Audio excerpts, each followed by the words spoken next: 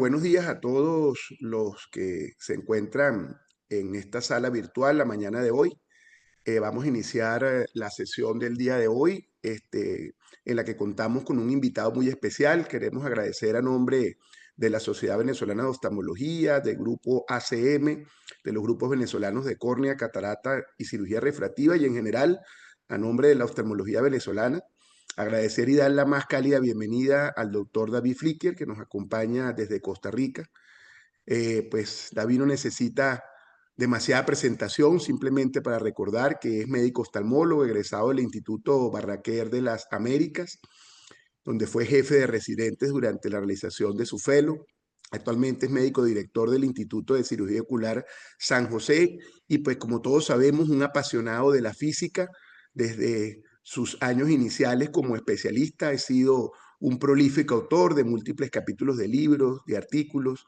Es un speaker internacional con con muchísimo trabajo y por supuesto pues el desarrollador y el CEO del sistema de cálculo digital Panacea. Y bueno, pues darte la más cordial bienvenida, David. David nos va a hablar hoy de cálculo de lente intraocular en situaciones especiales. A nombre de todos, pues toda tuya esta palestra virtual, querido amigo. Muchas Quiero gracias. pedir, perdón, disculpa que te interrumpa, quiero pedir disculpas a nombre de la doctora Estefanía Briceño, quien es la coordinadora general de este evento y además la speaker de Oculus acá en Venezuela. Ella se encuentra en este momento realizando una cirugía de la SIC, apenas termine, se une a nosotros. Entonces, permítame darte la pantalla, David. Eh, Perfecto. Muchas gracias a todos por la invitación, en especial a Ángel y a Estefanía. Eh, eh, Voy a tratar de hacer algo eh, bastante completo. Entonces, todos preparen su cafecito y espero que al final de la sesión tengamos bastantes preguntas y muchos participantes. Quiero mucho a Venezuela y tengo muchos amigos oftalmólogos de Venezuela, así que los quiero mucho y tenía pendiente esto y quería hacerlo porque me sentía que en algún momento los defraudé porque no pude ir a un congreso, pero sí que quería estar presente con todos ustedes. Vamos a compartir la pantalla. Ahí estamos listos. Déjame nada más achicar esto aquí para yo poder ver. Entonces, la idea de hoy es hablar más que todo de ciertos casos que son difíciles o que a veces tenemos resultados inesperados. Y déjame ver a ver si me deja pasar aquí. Listo. Estos son mis intereses financieros, lógicamente relacionados con Panacea, que en algunos equipos estamos instalando o que yo he ayudado en algunos laboratorios en el desarrollo de los equipos. Eh, y que para empezar, quería recordarles un poquito algo muy sencillo de óptica que todos entendemos, pero que nos va a hacer las cosas más sencillas. Si nosotros tenemos una luz que viene y queremos proyectarla en una pantalla y tenemos un lente que no tiene el poder suficiente para que esa luz se enfoque en esta pantalla, esa luz se está enfocando aquí atrás. Entonces, lógicamente necesitamos agregar otro lente que tenga el poder necesario para que se enfoque en esa pantalla. Y entonces esto es más o menos lo que sucede en el ojo o cuando reemplazamos el lente, el cristalino, por un lente intraocular. Tenemos el poder de la córnea, tenemos la pantalla que sería la retina y que sería la longitud axil y necesitaríamos saber dónde va colocado este lente para saber el poder que necesita, porque si ese lente queda más adelante o más atrás, necesita un poder diferente y a veces eso es lo que nos hace difícil entender por qué la dificultad del cálculo del lente intraocular. Entonces, en realidad, para cualquier programa de cálculo de lentes solo se ocupan tres variables, que es saber el poder real de la córnea, saber la longitud axil y saber dónde va a ir localizado el lente.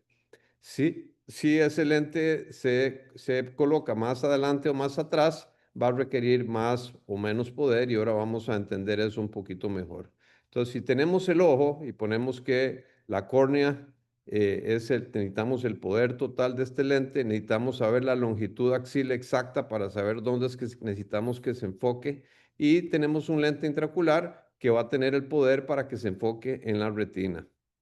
el poder de la córnea, que pensábamos que ya era un problema resuelto porque teníamos la queratometría, pues como vamos a ver más adelante, es un gran factor de error actualmente porque no es el poder real de la córnea lo que nos da la queratometría. Y luego la posición efectiva del lente, que es donde realmente va a quedar ese lente, tenemos el problema de que si ese lente que ya calculamos el poder y está para que se enfoque en un punto, si ese lente queda en una posición más posterior, el punto de enfoque va a ser más posterior y por lo tanto ese ojo va a quedar hipermétrope, o sea que si el lente queda en una posición más posterior, ocupamos un lente de mayor poder para que logre enfocarse en la retina. Mientras que si tenemos un ojo donde el lente que ya calculamos queda en una posición más anterior, se va a enfocar más anterior, como sucede en los miopes, o sea, ese ojo va a quedar miope y vamos a ocupar un lente de menor poder para que se logre enfocar en la retina. Entonces, viendo estos diafragmas, ya queda muy claro de que la posición efectiva del lente es importantísima para el cálculo del lente y ya una vez operado ese paciente, si ese lente queda más adelante o más atrás, si queda más adelante va a quedar miope, si queda más atrás va a quedar hipermétrope. Entonces, la importancia de esa posición. Ahora, existe una gran cantidad de variables que se han utilizado para tratar de estimar dónde va a ser la posición efectiva de ese lente. Perdón, voy a tratar de pasar aquí esto para irles mostrando cada uno. Dentro de estas posibles variables está la longitud axil. Un ojo que es más grande va a tener la posición más atrás y un ojo que es más chico va a tener la posición más adelante. ¿De acuerdo? Luego tenemos la queratometría, una córnea que es más curva, el lente indirectamente va a quedar más atrás de esa córnea que una córnea que es más plana, que el lente va a quedar más adelante. Luego tenemos el white to white o el diámetro de la córnea, que en córneas más grandes el lente va a quedar más atrás y en córneas más chicas el lente va a quedar más adelante. Y tenemos la cámara anterior, lógicamente. Un paciente tiene una cámara anterior muy amplia, ese lente va más atrás, y una cámara anterior más chica, el lente va a quedar más adelante. Y por último, el grosor del cristalino, que un cristalino muy grueso, el lente va a quedar más atrás, que un cristalino que es más delgado, que el lente va a quedar más adelante. Entonces, en general, los programas utilizan esas, Pipanacea utilizan esas variables para ayudarse a definir dónde va a quedar el lente, pero hay casos donde se salen de la norma. O sea, por ejemplo, un caso como este, que tiene un factor facomórfico, que es un cristalino muy grande de casi 6 milímetros que vimos hace un par de semanas y lo operé esta semana, donde la cámara anterior se ve muy reducida, tiene un cristalino muy grande y, por ejemplo, si se usa un programa que no utilice el grosor del cristalino y que utilice solo la cámara anterior, como de Huggies, Huggies va a medir esta cámara anterior y va a decir, ese lente va a quedar adelante, pero en realidad ese lente va a quedar por aquí atrás. Y entonces, depende del programa que se utilice, ese es uno de los factores, digamos, principales de error en los cálculos del lente, que es definir dónde va a quedar el lente. Entonces, ahora hay programas y diseños de inteligencia artificial que con los diferentes equipos se está midiendo la curvatura de la cara anterior del cristalino y de la cara posterior del cristalino para calcular dónde está el ecuador y dependiendo de dónde está el ecuador, hacer programas de inteligencia artificial que nos ayuden a definir dónde va a quedar ese lente. Vean la importancia de un cristalino que cuando el cristalino es grueso, tiende a incurvarse y a aumentar principalmente en su porción anterior. O sea que no es constante el aumento del cristalino en la posición donde va a quedar el lente, sino que en cristalinos muy gruesos, no necesariamente el lente va a quedar mucho más adelante. En realidad, siempre ese ecuador va a estar más posterior. Y eso es uno de los factores, porque uno dice, bueno, un cristalino más grande, muy fácil, entonces queda más adelante, y no necesariamente es así. Y hay estudios donde ese crecimiento anterior del cristalino fue el factor más importante para definir dónde iba a quedar localizado el lente. como factor de error en los programas de cálculo de lente. Y hay una serie de estudios, o sea, si uno se pone a buscar, hay por lo menos 20 estudios diferentes que utilizan diferentes metodologías para tratar de buscar esa posición efectiva del lente en relación al volumen del cristalino, que hay programas de inteligencia artificial que calculan cuál es el volumen o de cuánto se ha aumentado en esa porción anterior. Y lógicamente, donde el factor de posición efectiva del lente es más importante, es mientras más alto es el poder del lente, o sea, en los ojos pequeños, donde ocupamos poner lentes de graduaciones muy altas, 26, 30, 34. Cualquier error en esos lentes de muy alto poder hacen que cualquier error de la posición efectiva del lente se magnifique, y sobre todo en las córneas más curvas. Entonces, este estudio lo que encontró que es que en córneas más curvas, donde el poder es mayor, o sea, en ojos más hipermétropes, es donde más hay un factor de error que puede llegar hasta ser de una dioptría por un error de 0.1 milímetros. Entonces, durante años pensamos que el problema era la posición efectiva del lente, pero empezamos a darnos cuenta que había un error en la medición de la longitud axil, que cuando apareció en el año 2000 el IOL Master 500, dijimos, ya tenemos resuelto ese problema. Y en la estimación real del poder de la córnea, donde teníamos queratómetros y programas que hacían una tomografía y decían, este es el poder de la córnea, y resultó que tampoco estábamos tan bien ahí. Y eso lo vamos a ir viendo cuando vamos viendo diferentes casos. Entonces, vamos a empezar a hablar un poquito de los diferentes ojos donde hay dificultad en el cálculo del lente. Entonces, uno de los grandes problemas es en esos ojos muy grandes, en los miopes muy altos.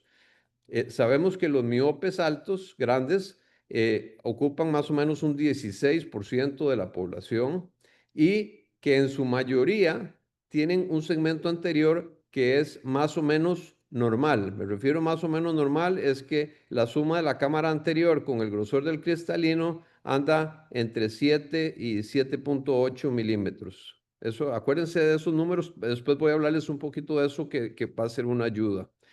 Pero lo que se elonga es la cámara vítrea, es la elongación del ojo.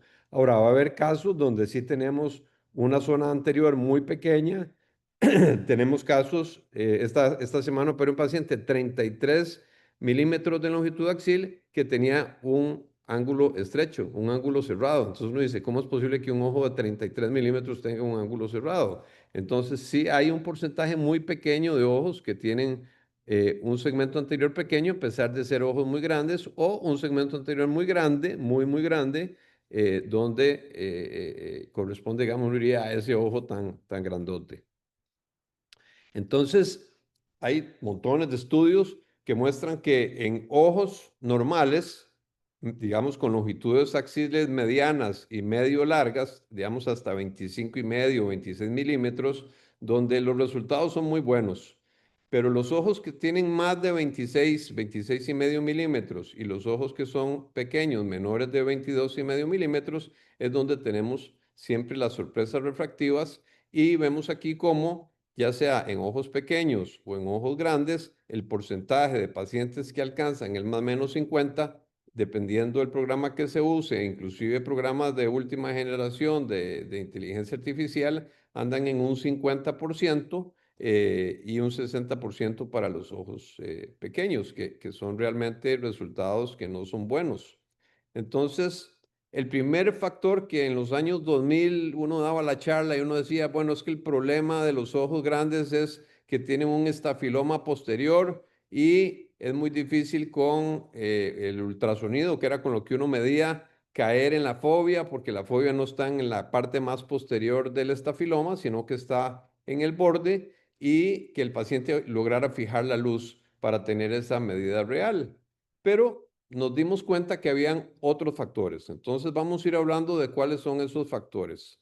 El primero es el Spike Finder, ya sea que se use una biometría por inmersión o que se use una biometría óptica.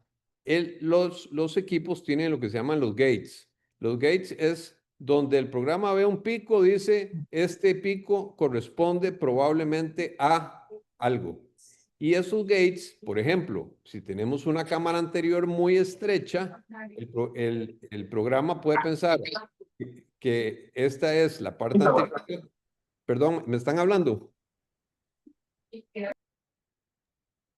No, yo creo que hay por allí algún micrófono Con el abierto, los micrófono abierto. La muchachos. doctora Estefanía se conectó. Disculpa. Listo. Ah, ok, Hola, Estefanía, perfecto. saludos. Bienvenida, Entonces, Hola, Estefanía. entonces puede haber un error donde el programa piensa que la sigan. que el programa piensa que la córnea anterior está acá y que la córnea posterior está acá porque la cámara anterior es muy estrecha. O sea, no logra definir dónde empieza ese cristalino, ¿sí? Y, por ejemplo, aquí, entonces, ese es un error que nosotros deberíamos en todos los pacientes meternos. Por ejemplo, este es con el Lenstar, ese mismo paciente que les mostré antes. Vean cómo el mismo programa hace un error y como está tan adelante la cápsula anterior del cristalino, él dice, no, la cápsula anterior está aquí y está acá. O sea, ahí no hay ningún pico, pero no le es posible detectar este pico como si fuera cristalino porque el gate está por detrás de esa imagen, de esa distancia, porque la cámara anterior era una cámara anterior muy chica, de 1 milímetro. ¿Sí? Entonces, yo, por ejemplo, cuando yo hago las biometrías o cuando le digo a mi gente que haga las biometrías, los obligo a que siempre, no importa el caso que se mida, entren y revisen que la cápsula anterior y la cápsula posterior fueron medidas adecuadamente y no un error, porque eso pues, es un factor de error. David Cook es el que diseñó un programa que se llama Spike Finder, que ayuda en el Lenstar, por ejemplo, pero que también está en algunos otros equipos para lograr detectar esos errores. Luego tenemos un problema que es que conforme aumenta la longitud axil, uno pensaría que la cámara anterior va aumentando y en miles de pacientes se encontró que por arriba de 26,5 esa línea no continúa, sino que más bien la cámara anterior se va haciendo más chica, sobre todo en ojos mucho más grandes. Entonces, no hay una correlación directa de que uno dice, bueno, un ojo grande va a tener una cámara anterior más grande. Cuando se hizo este estudio, que fue un estudio muy, muy grande hecho por Ronald Meles, Meles tiene la ventaja, él vive en California, tiene la ventaja que tenía muchos centros y tenía volúmenes gigantescos de pacientes. Creo que la base de datos de él ahora anda como en 200,000 o 250,000 pacientes operados de catarata. Y entonces él mostró que este es poder del lente, bajo poder, o sea, ojos miopes y de este lado ojos hipermétropes, y demostró lo que siempre veíamos hace años, de que los pacientes miopes tienden a quedar con hipermetropía residual y los pacientes hipermétropes tienden a quedar con miopía residual. Entonces, se desarrollaron una serie de alternativas para tratar de evitar eso. Vamos a ir viendo cada una. Una que nada más la voy a nombrar porque es algo que no es correcto hacer y que no fructificó, que es que si sabemos que los pacientes con ojos grandes quedan hipermétropes, entonces pongámosle a la constante del lente un factor de corrección donde esa constante va aumentando conforme aumenta la longitud axil y eso va a hacer que el lente que calcule sea un lente de mayor poder y por lo tanto quede corregido el error. Por ejemplo, aquí, un paciente de 30 milímetros, en vez de ocupar un 119.3 para un IQ, ocuparía un 122.3. Más o menos esa era la idea. Entonces, como idea está bien, pero acordémonos que la constante A originalmente lo que busca es definir dónde va a ir la posición efectiva del lente. Entonces, estamos utilizando un factor en los programas que no es el adecuado para corregir otro error, que es el de la longitud axil. Entonces ven aquí como la constante subía a 120 o a 122, dependiendo de la longitud axil, y para ojos muy pequeños también hacían un factor de corrección. El segundo factor que sí tuvo mucha fuerza es el de un estudio de Lee Wang y de Douglas Koch, en el cual dijo, bueno, si los ojos miopes quedan hipermétropes porque la longitud axial no se está midiendo de una forma adecuada y entonces cambiemos el valor de esa longitud axial para que en vez de que queden hipermétropes, queden lo más cercano al neutro. Y entonces desarrollaron para los diferentes programas una cuestión donde la longitud axial medida por el IO del máster era modificada para que fuera optimizada en esas longitudes para ojos mayores de 25 milímetros. Y lo que se encontró es que hacían lo que se quería, pero se sobrepasaban. O sea que los ojos utilizando el Li-1 tendían a quedar más bien un poco miopes con los diferentes programas. Y como a los 2 años, entonces sacaron un nuevo programa donde modificaban el One Hancock y con la modificación del One Hancock se acercaban mucho más al cero. Y entonces estas son la modificación que hicieron a ese programa original o a ese cambio de longitud axial. Era simplemente agarrar la longitud axial del IO del máster, meterla en este programa y entonces eso hacía que ya diera la longitud axial que debería utilizarse para que se acerque más al cero en los diferentes programas que se utilizaron. Y por muchos años se usó esto y de hecho en la mayoría de los programas durante todos esos años, digamos en Panacea existe dentro de Panacea un programa diseñado por mí que hace algo parecido a esto. O sea que el ojo mientras más grande es, entonces modifica la fórmula para que ese ojo sea un poco más chico. Entonces esos programas se diseñaron principalmente para programas de tercera generación y algunos para de cuarta generación. Perdón, los programas que ya se desarrollaron posteriormente, digamos, diríamos de quinta generación o de inteligencia artificial o eso, ya traían consigo un factor de corrección para esa longitud axial. Entonces el Olsen, el Barrett, el Panacea, el Hill RBF, todos traían ya un programa interno que corregían ese problema. Luego apareció una idea que es lo que se llama la suma de segmentos o sum of segments, y la idea es la siguiente. No sé qué edad tendrá el promedio de los oftalmólogos venezolanos, pero para los que ya estamos un poco más viejitos, todavía nos acordamos cuando teníamos que hacer por ultrasonido. Y se acuerdan que cuando se hacía por ultrasonido, si el cristalino era muy grande, había que modificar la velocidad con la que el ultrasonido viajaba en ese cristalino muy grande. La idea es la siguiente. Normalmente la luz o el ultrasonido, cuando pasa a través de los medios del ojo, cuando pasa a través del agua, va más rápido y cuando pasa a través de la córnea y del cristalino va más lento. En el año 2000 o 1999, cuando se desarrolló el IOL Master 500, no tenía todavía la posibilidad de medir el grosor del cristalino. No lograba tomar esos picos de la cara posterior del cristalino.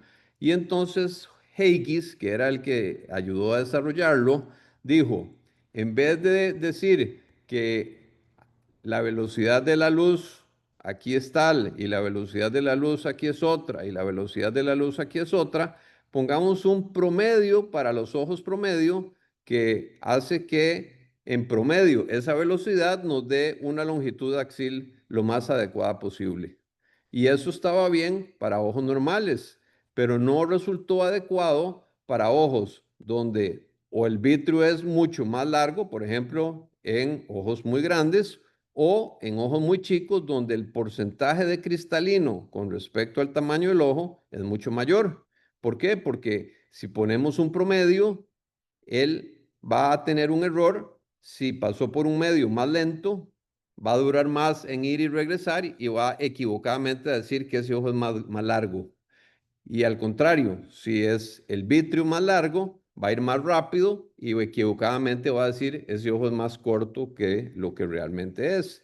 Entonces, se hicieron estudios en los últimos años donde, bueno, estos son los estudios originales donde, digamos, por ultrasonido también había una velocidad media que se ponía por ultrasonido y dependiendo el grosor del cristalino, se cambiaba la velocidad del ultrasonido para que diera un dato más exacto.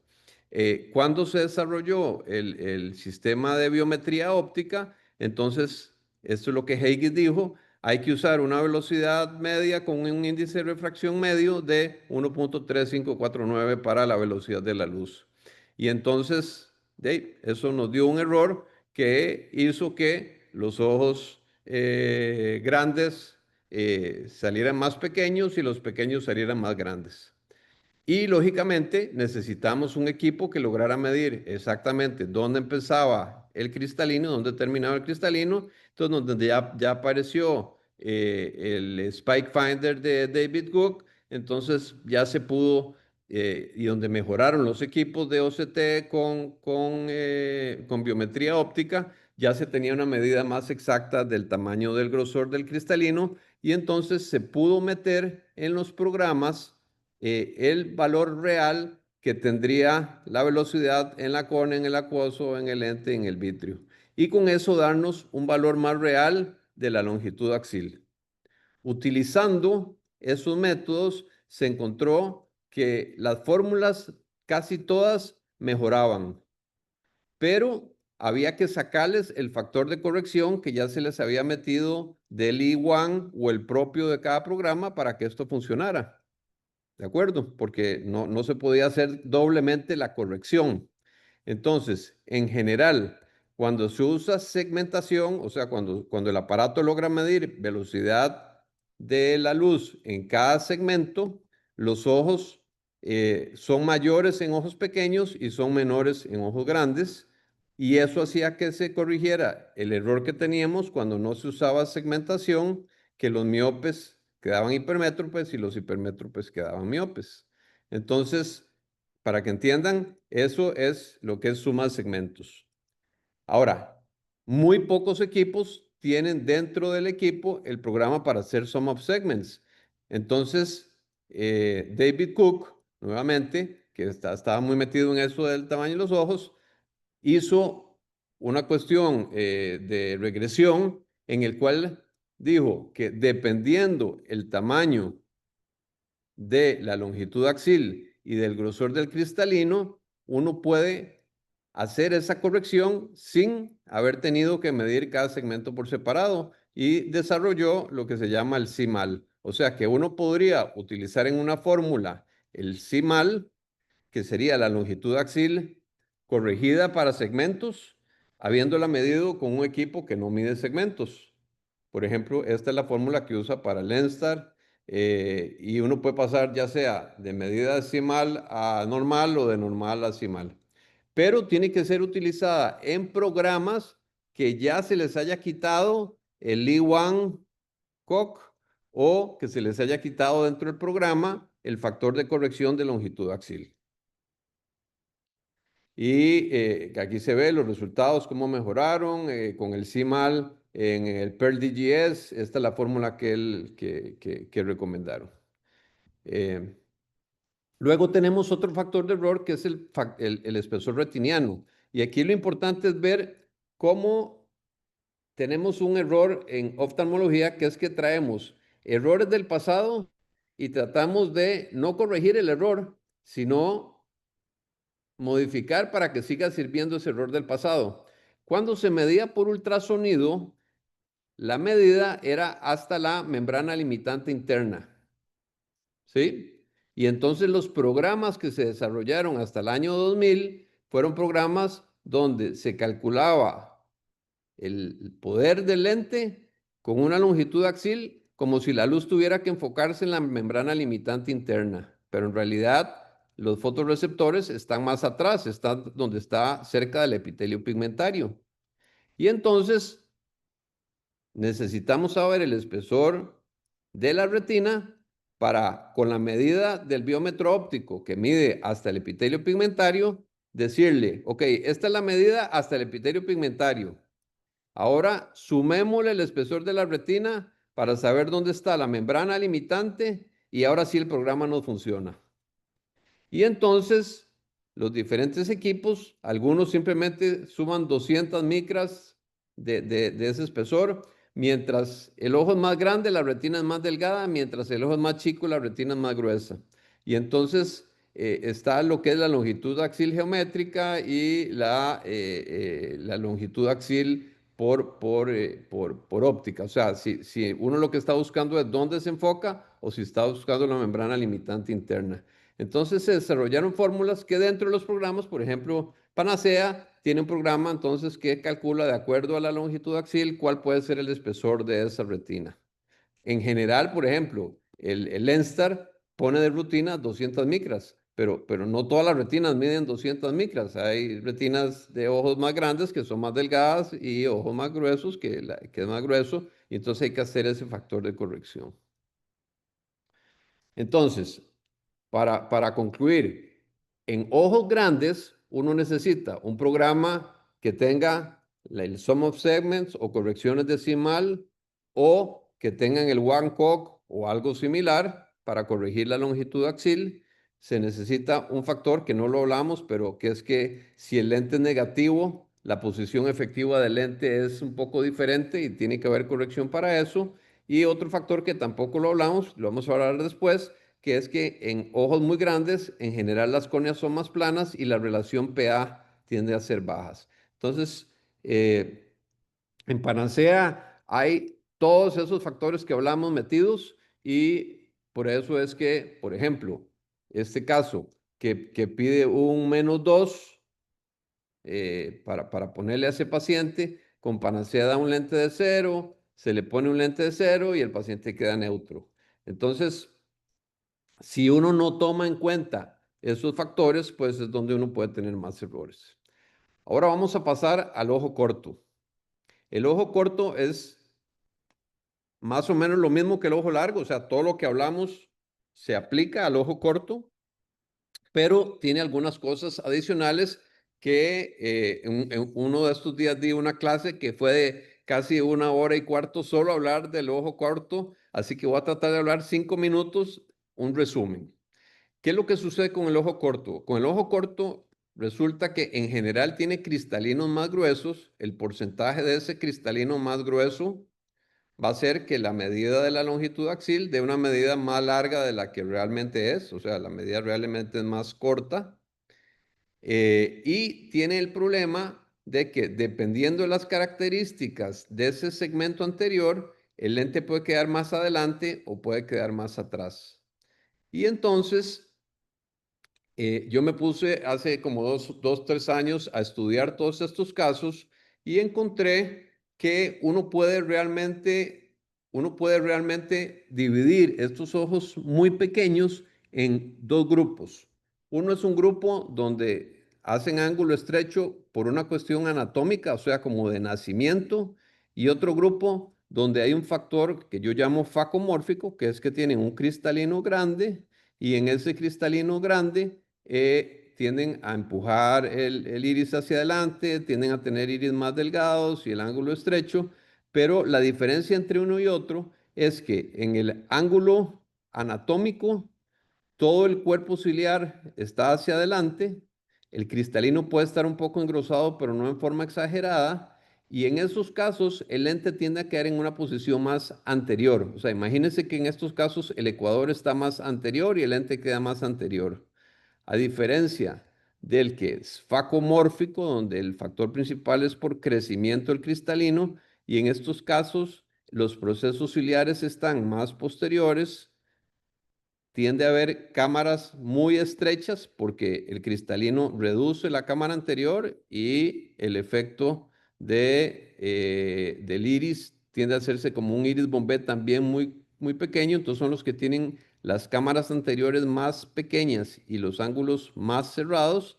No tienden a ocluirse en forma aguda, sino en forma crónica, pero la posición del lente tiende a quedar más atrás. Entonces, la importancia de definir si es anatómico o es facomórfico es principalmente porque estos ojos tienden a quedar miopes y estos tienden a quedar hipermétropes, y hay programas que funcionan para este y programas que funcionan para este. Y eso es lo que vamos a ver ahora.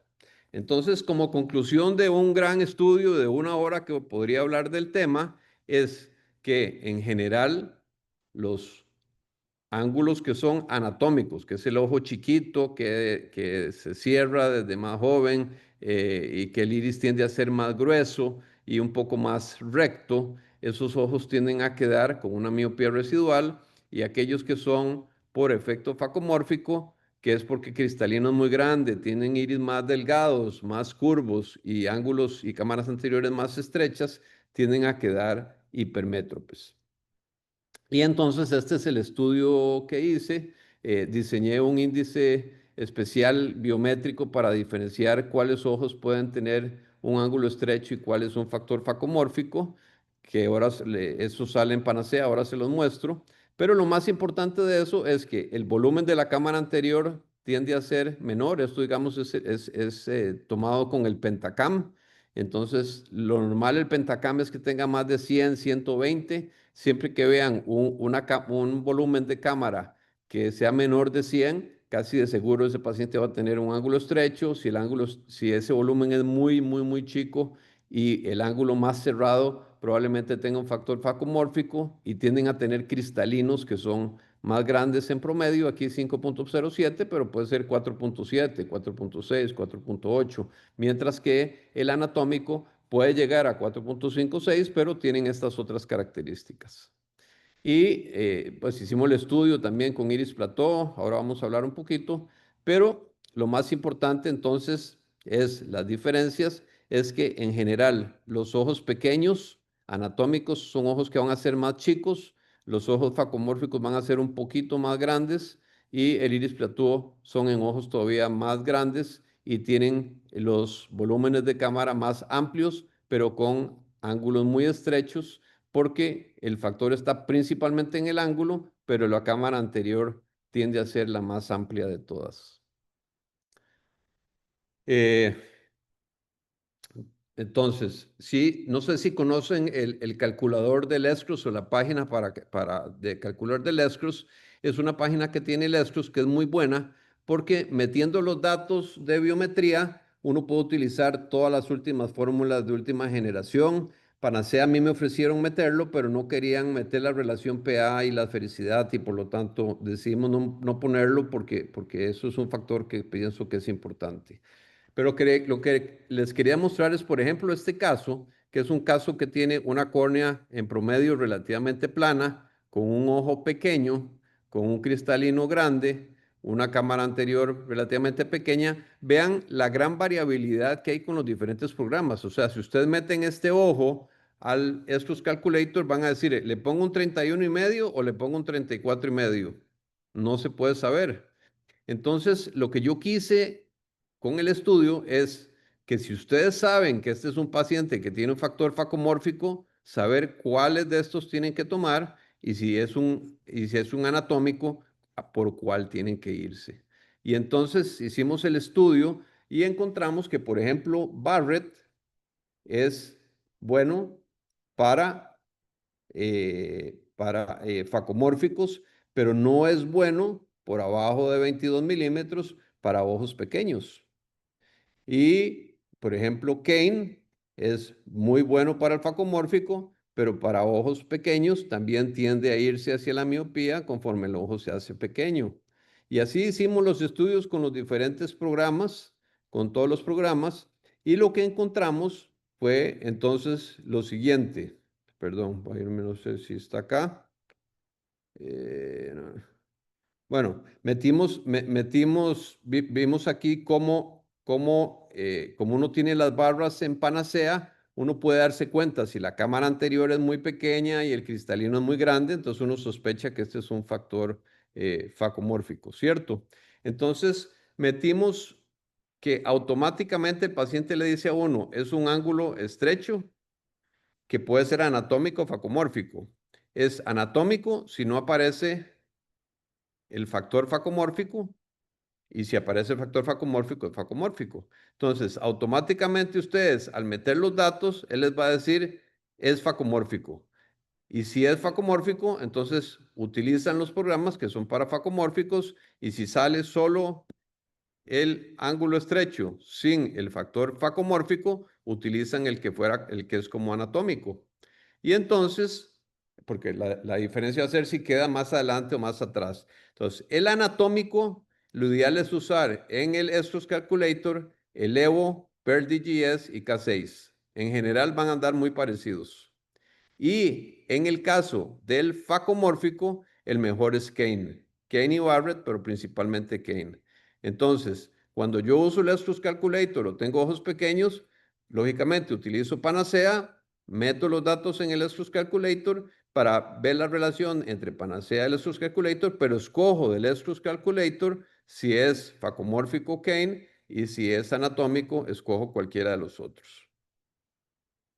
Entonces, acordarse que en la última versión, pero creo que está solo para en el Apple Store para para las Mac Desktop.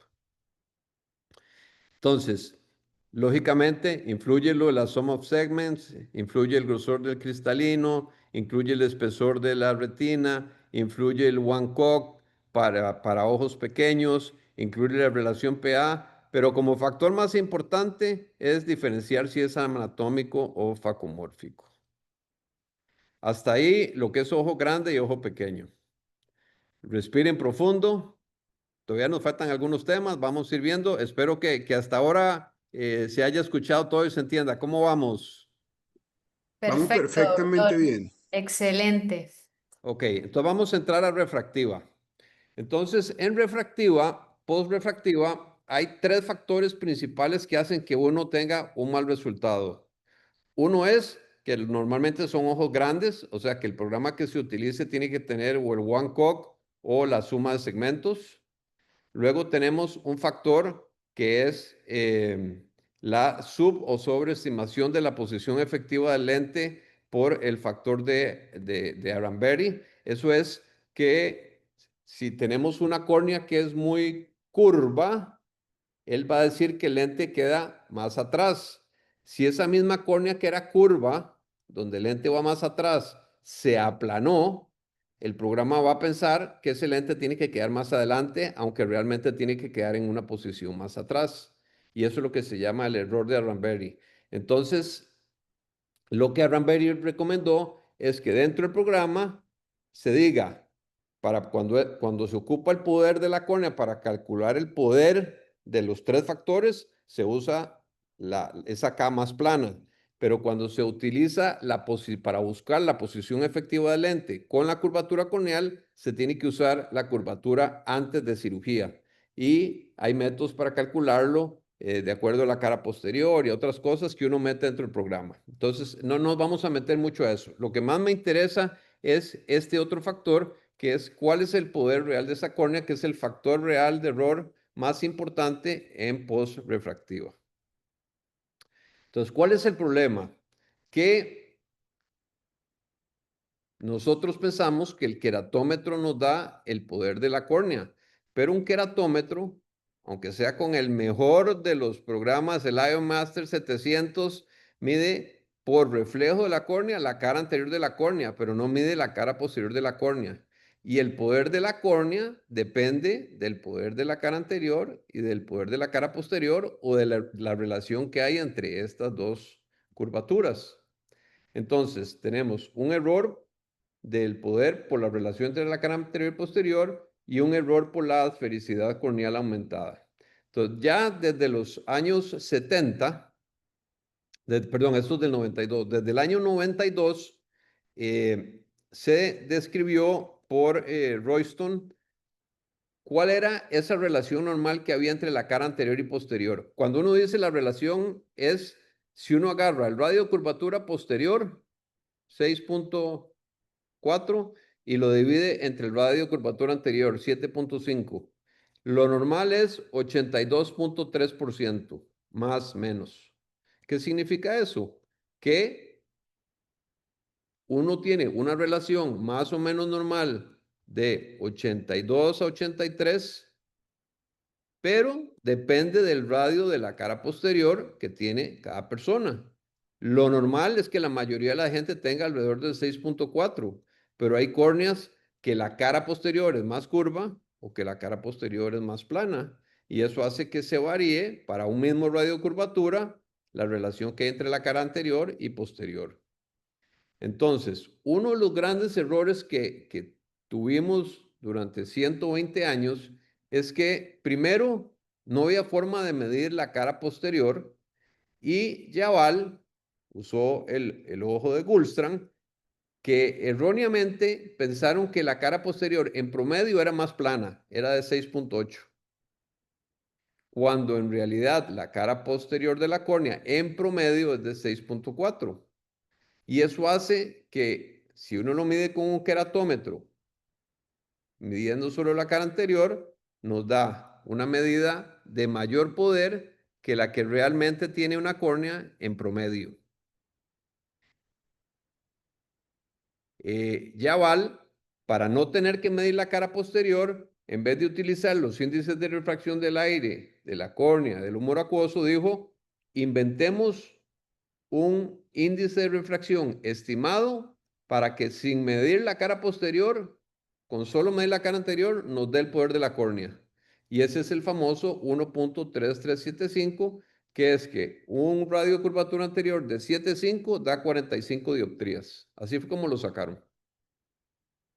Y eso hace que esa relación sea entre la cara posterior y la anterior de 88.3%. Esto es lo que se llama el índice de Gullstrand. Entonces, todos los queratómetros erróneamente hacen una relación más alta porque calculan que la cara posterior es mayor porque utilizan 3.375.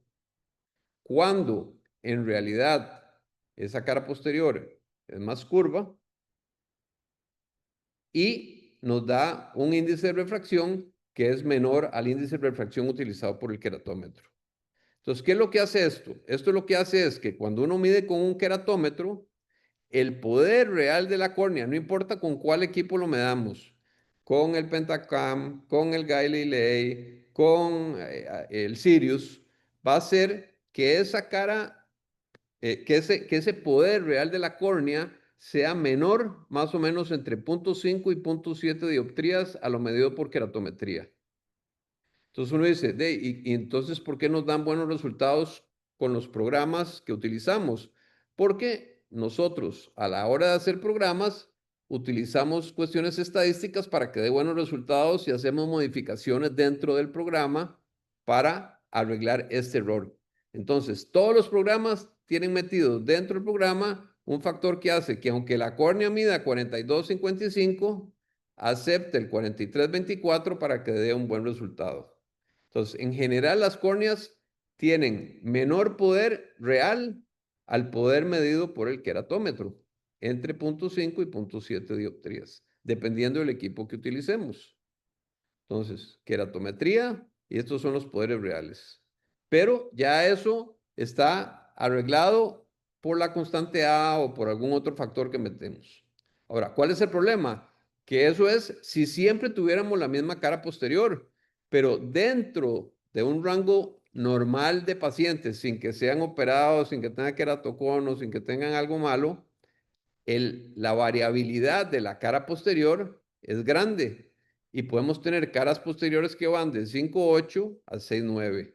Y eso hace que el poder de la córnea, como vimos acá, esto es como si el poder de la córnea de la cara posterior fuera, digamos, más o menos constante, pero si la córnea es mucho más curva, esa relación baja hacia acá, y si la cara posterior es más plana, sube hacia este lado.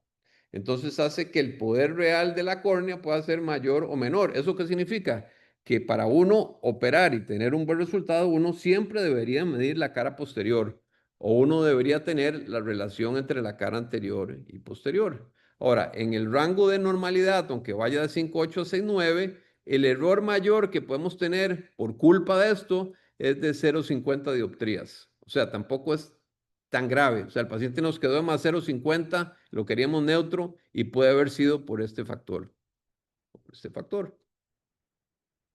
Entonces, tenemos un rango que es de normalidad, pero también tenemos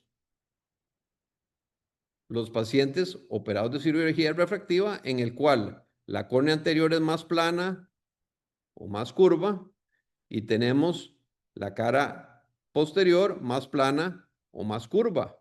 Entonces, si nosotros no vemos esa relación anterior y posterior, no podemos saber cuál es el poder real de esa córnea. para poder tener un mejor resultado en el cálculo del lente. Acuérdense que pensamos que todo era la posición efectiva del lente, pero ahora estamos hablando que teníamos un gran factor de error por esa medición. Entonces, el paciente miópico, este es normal, puede tener la cara posterior más curva o más plana, que se mueve en este sentido y el error puede ser de 0,50, pero tenemos después de cirugía miopía, puede bajar hasta 65%, dijimos que 82,3 es lo normal. En miópico baja y en el hipermetrópico sube. Al incurvarse la cara anterior, sube y produce un cambio en el otro sentido. Entonces, uno de los factores principales es que le decimos al programa, le metimos la queratometría y esa queratometría en vez de ser 0,5 o 0,6 más fuerte, puede ser que sea 3, 4 o 5 dioptrías de diferencia.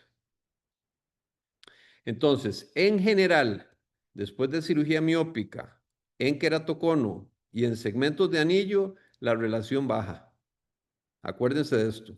Y cuando la relación baja, lo que está diciendo es que el poder corneal de esa córnea que nos da el queratómetro es falsamente más alto. Y para el otro lado es falsamente más bajo. Entonces, tenemos un paciente operado de cirugía miopía que podemos tener un error de 1,5 o hasta 2 dioptrías o hasta 3 dioptrías si la relación se bajó mucho. ¿De acuerdo? Luego tenemos el factor de asfericidad. Entonces, estoy metiendo muchas cosas y para muchos va a ser así, va a decir, este doctor está loco, está hablando un montón de cosas, pero estoy tratando como hacerlo dentro de lo posible sencillo. Normalmente sabemos que la asfericidad se refiere a qué tanto una curva se aplana o se incurva hacia la periferia. Lo normal es que la córnea sea más curva en el centro y se aplana hacia la periferia. Esa asfericidad normal es más o menos de menos 0,26, menos 0,27. ¿De acuerdo? Y eso induce una aberración esférica. No nos vamos a meter tanto con la aberración esférica, vamos a estar más con la parte de asfericidad.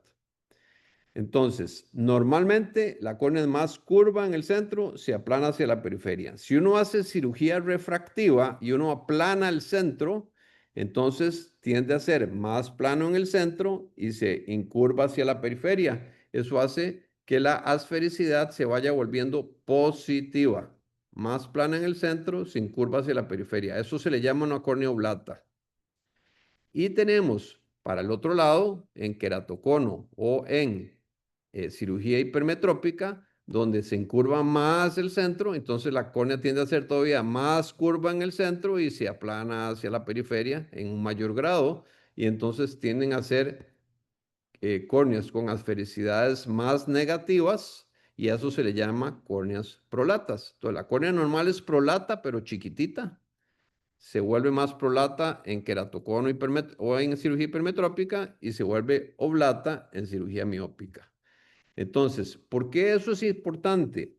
Porque los queratómetros no logran medir el puro centro porque tienen la cámara en el centro. Y entonces, generalmente son reflejos que varían de acuerdo al equipo. Antes era 3,5 milímetros, ahora hay equipos que miden hasta 2 milímetros o 1,8 centrales, pero en general, en una cirugía, por ejemplo, esta que es una cirugía miópica, donde se aplanó el centro, en general, el queratómetro va a medir un área que es un poco más periférica.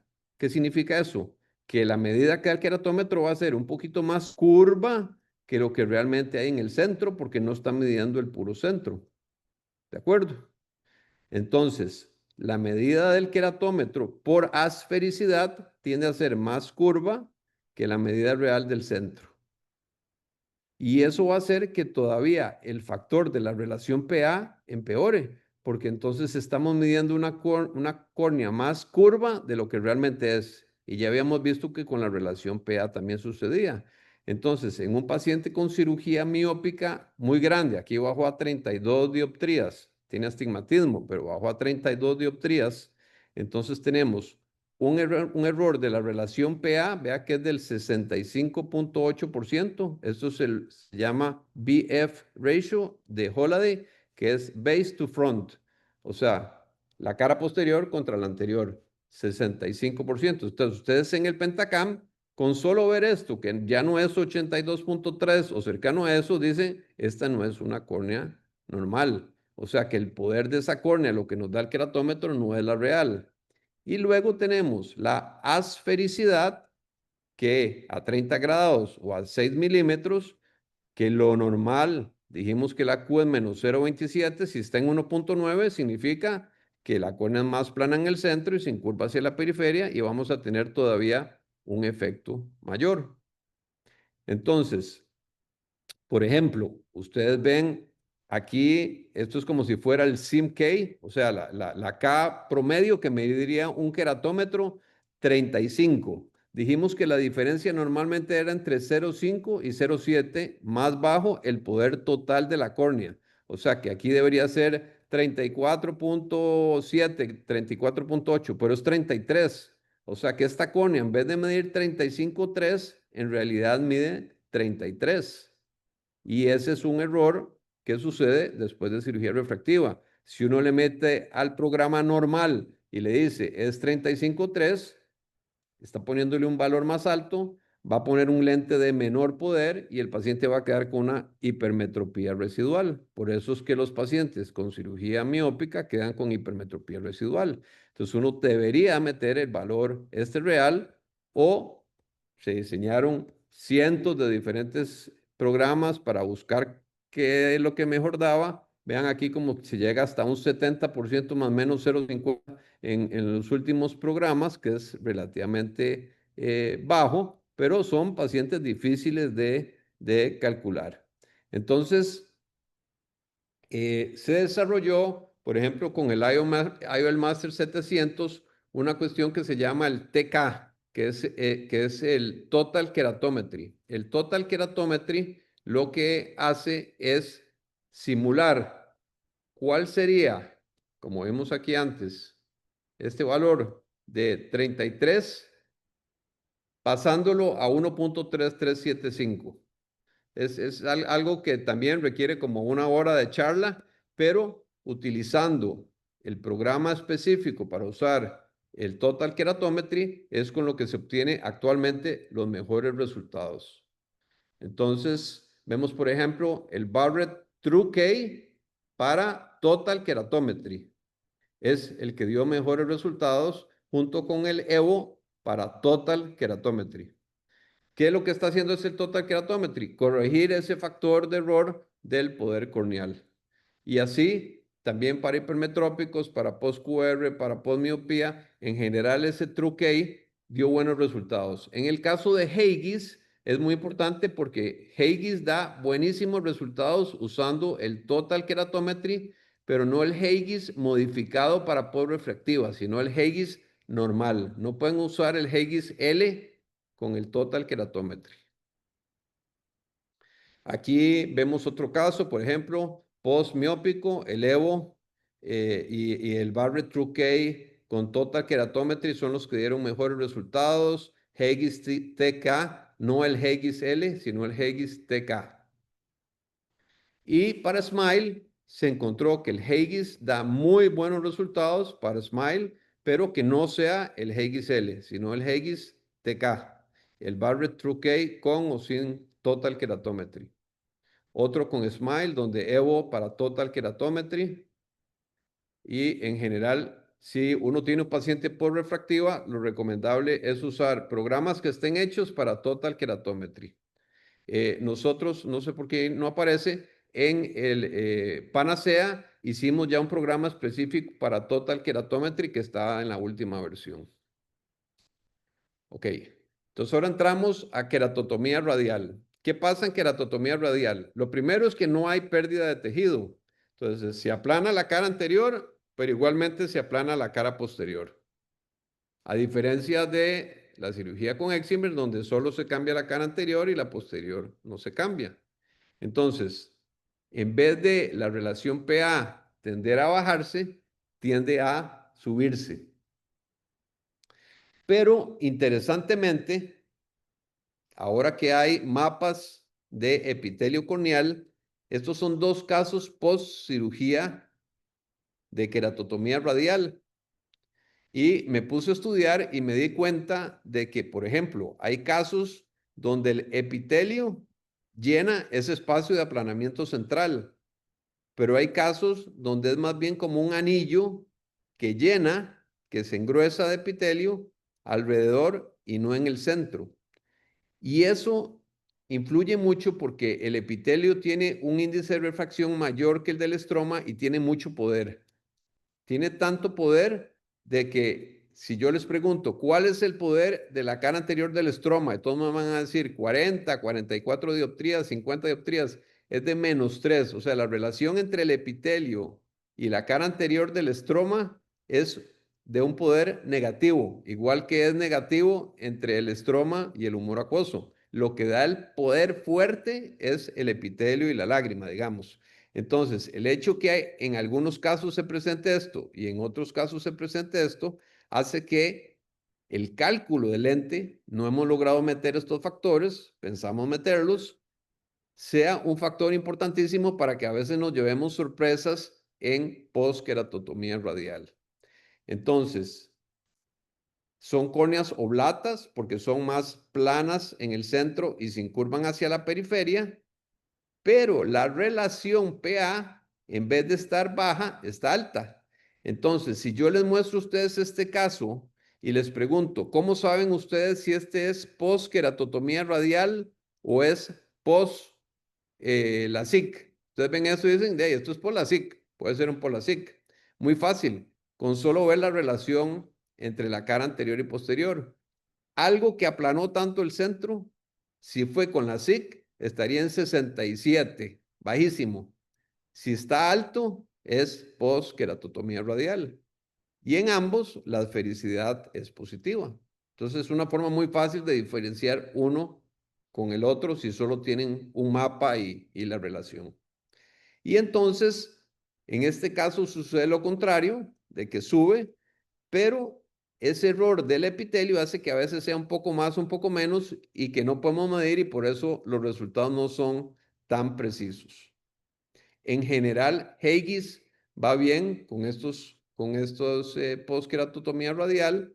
Interesantemente, por ejemplo, en el Anterion tiene unas curvas en las cuales muestra el epitelio, perdón, el grosor de la córnea de la periferia hacia el centro, cómo va normal o cómo va disminuyendo y cómo la progresión, o sea, el porcentaje desde el centro hacia la periferia va en porcentaje creciendo o disminuyendo. Lo normal es que sea en esta área verde. Entonces, en el LASIK miópico, lógicamente quitamos tejido en el centro, por lo tanto hay menos tejido en el centro y la progresión tiende a tener esta forma. Tiende a ser una progresión mayor que va aumentando progresivamente porque la ablación fue progresiva.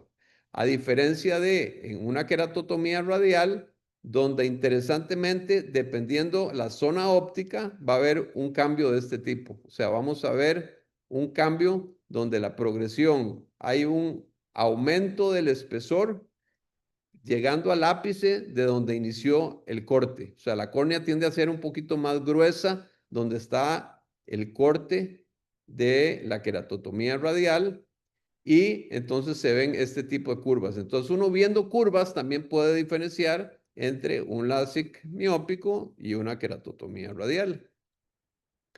Entonces, acordarse que el edema corneal es lo que hace que estas córneas en la periferia tiendan a incurvarse y aplanarse más en el centro. Entonces, mientras más uno cause edema corneal, más aplanamiento central va a tener y más hipermetropización.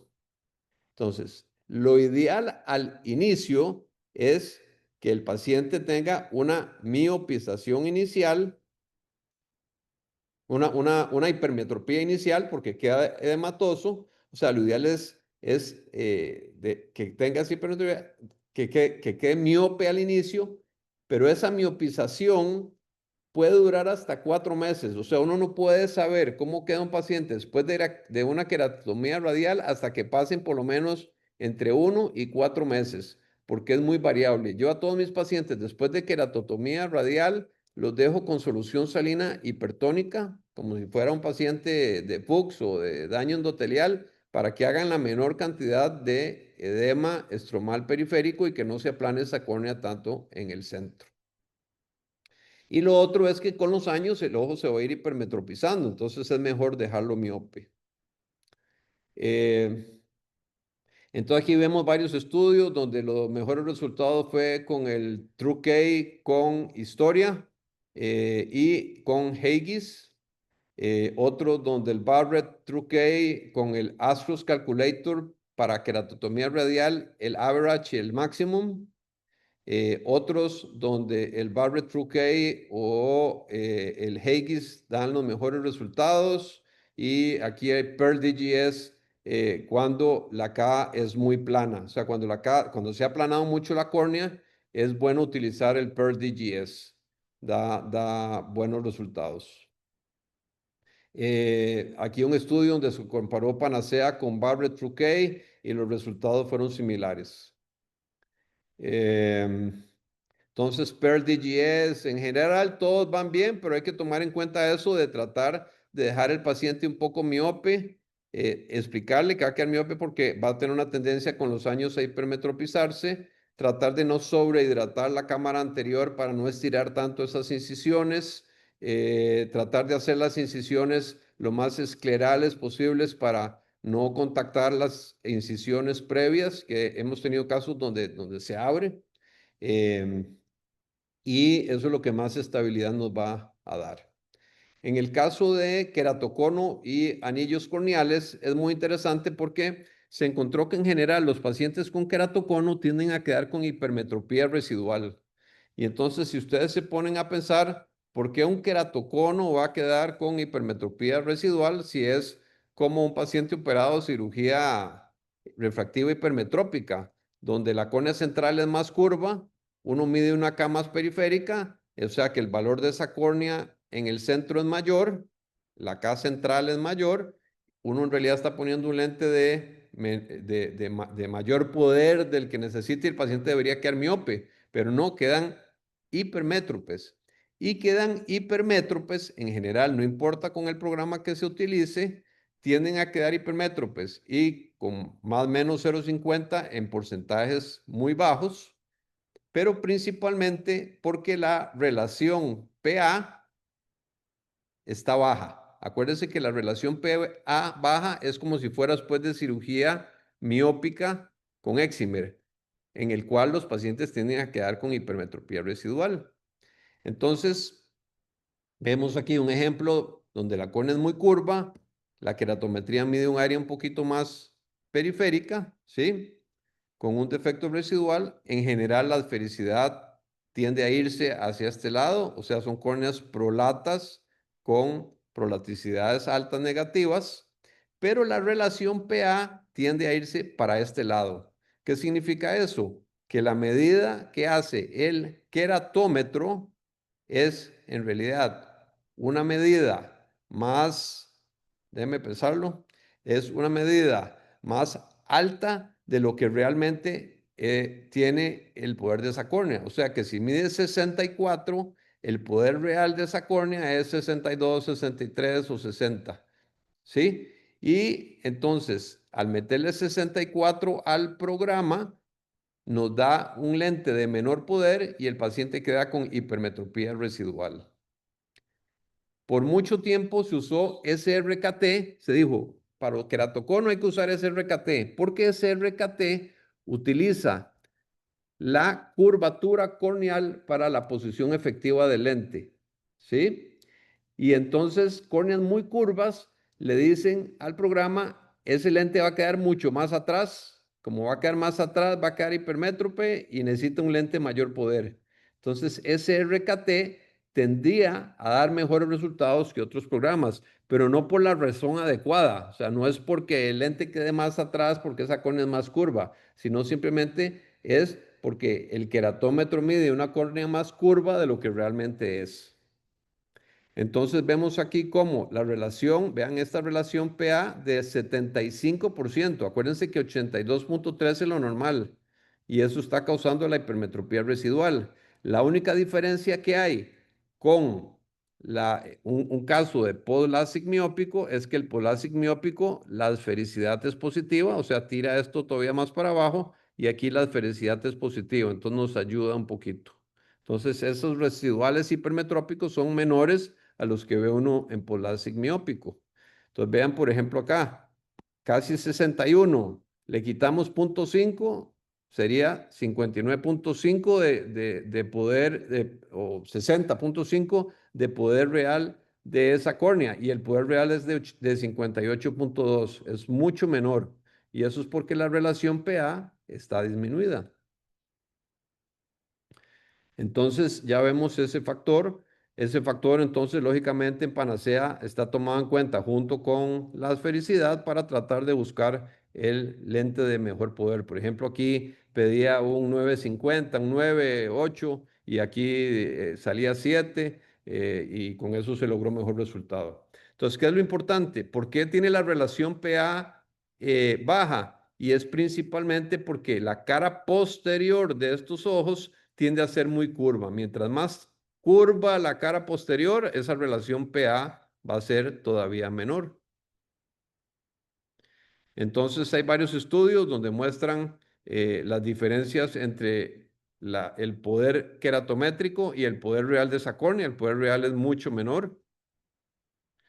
Estudios donde, por ejemplo, con Kane, hay un Kane especial para queratocono que da bastantes buenos resultados para estadios iniciales y medios. Para estadios avanzados, Kane no va tan bien. Y en este caso, ven, aquí está Kane comparado con los demás, entonces es el que tuvo como mejores resultados. Haigis también da buenos resultados si se usa el Total Keratometry. Aquí está el Barrett Universal con Kane para queratocono, son los que mejores resultados obtuvieron. Ahora, ¿qué pasa cuando se ponen anillos? Cuando se ponen anillos, todavía hay más hipermetropización. El 75% de los pacientes quedan con una hipermetropía residual. ¿Y por qué es eso? Porque la cara anterior, cuando uno pone anillos, la cara anterior se aplana, pero la cara posterior se incurva, porque el efecto del anillo hace que se incurve esta zona de la cara posterior y la cara posterior en general se incurva. Entonces hablamos que si la cara posterior se incurva y la cara anterior se aplana, esa relación PA se va todavía más para abajo y el efecto de error es mucho mayor. Entonces hay varios estudios que muestran eso, de ese incurvamiento. Aquí, digamos, 3 ejemplos con anillos nuestros, donde con el anillo tenía, o sea, con queratocono tenía 80.8 y después de poner anillos bajó a 76, con queratocono 78 bajó a 67, 81 bajó a 78. Y como el poder de la córnea, la diferencia de 51.9 a 50 bajó a 48, o sea, uno dice, sí se aplanó la córnea, pero el poder real de esa córnea por tener esta relación PA es todavía mucho menor, es de 45. Entonces uno puede tener errores de 3 o 4 dioptrías a la hora de hacer el cálculo del lente. Y la asfericidad tiende más bien a, digamos que como se aplana la córnea, entonces tienden a volverse un poco menos prolatas. Entonces, aquí tenemos el efecto del queratocono y aquí tenemos el efecto del segmento de anillo que hace que todavía se vuelva menor esa relación PA y el defecto del cálculo del poder del lente sea todavía mayor. Entonces, por eso es que quedan hipermétropes. Este es como un resumen, digamos, para acordarse que en queratocono, en anillos, en cirugía refractiva sea para este lado y en cirugía hipermetrópica, en queratotomía radial y en queratoplastias penetrantes, la relación PA tiende a subir. Más oblata, dependiendo si es oblata o si es prolata, entonces el efecto puede ser mayor o menor en ese sentido. Y eso es, pues, digamos, lo bueno que tiene Panacea, que tiene incorporado esa relación PA y la felicidad, y por eso es que no hay necesidad de decirle al programa, este es un caso de queratocono, o es un caso de queratotomía radial, o es un caso de podo láser miópico, porque él al meter estos datos, él ya hace el cálculo real de esa córnea tal y como está. Eso es lo que le quería dar. Es muchos temas para tan poco tiempo. De cada tema uno podría hablar un par de horas, pero espero haber podido cumplir con las expectativas y no haberlos enredado tanto. No, excelente, excelente conferencia y clase, doctor. De verdad que muy agradecidos por su tiempo y por haber preparado esta clase magistral. De verdad que espectacular. Muchísimas gracias. Disculpe que no entré a tiempo, pero estaba haciendo unas cirugías refractivas y a veces los tiempos no salieron como quisiera. Entendido totalmente, pero muchas gracias, pues estuvimos conectándonos y nos ayudaste mucho ahí en organizar todo, también a Ángel. Un gran saludo a todos los amigos que tengo por allá, que los quiero mucho. Y aquí en Costa Rica todos son bienvenidos cuando quieran.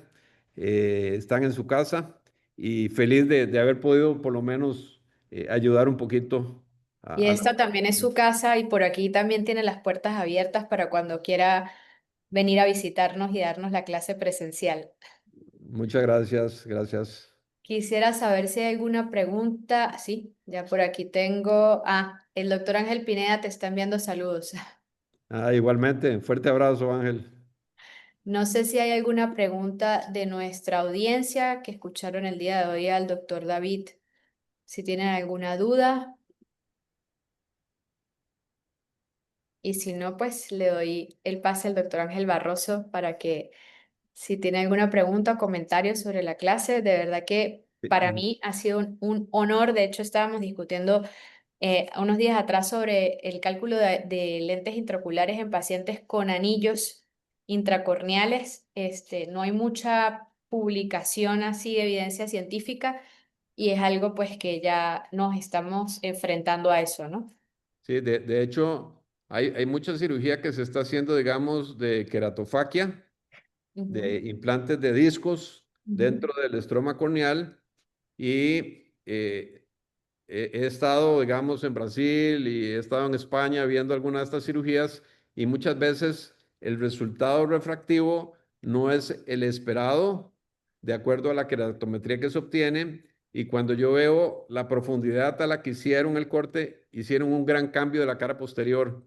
Claro. Gran problema está en que modifican e incurvan esa cara posterior. Entonces, todo esto, o sea, todo esto va a tener influencia inclusive en eso, en decidir, bueno, qué tan anterior hay que hacer estas queratofaquias para que no modifique la cara posterior en contra del efecto que uno quiere refractivo.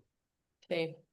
Bueno, ya cuando nos toque hacer esos cálculos, ya sé a quién voy a llamar. No, de verdad que sí hay que tomar mucho en cuenta esa relación anterior y posterior de la cara, de las córneas, para poder hacer los mejores cálculos. De verdad que muchísimas gracias por la clase. No sé, el doctor Ángel. Bueno, no, pues primero felicitar a David por esta tremenda, esto es una clase magistral, David. David tiene la virtud de los grandes speakers, hacer ver fácil lo que realmente es muy difícil. Exacto. La presentación es muy didáctica, les recuerdo o les recordamos tanto a los que están en este momento en línea como a los colegas que verán más adelante esto, que esta clase, como todas las clases de ACM Academy, van a estar montadas en el canal de YouTube de ACM. Estoy seguro que va a ser una clase que va a tener muchísimas entradas, David. Por otra parte, comentar que toda la data que nosotros necesitamos, por ejemplo, para utilizar calculadores online como tu calculador, el Panacea, podemos obtenerla de equipos que nos den data tanto de la cara anterior como la cara posterior y uno de estos equipos pues es el Pentacan en sus diferentes versiones.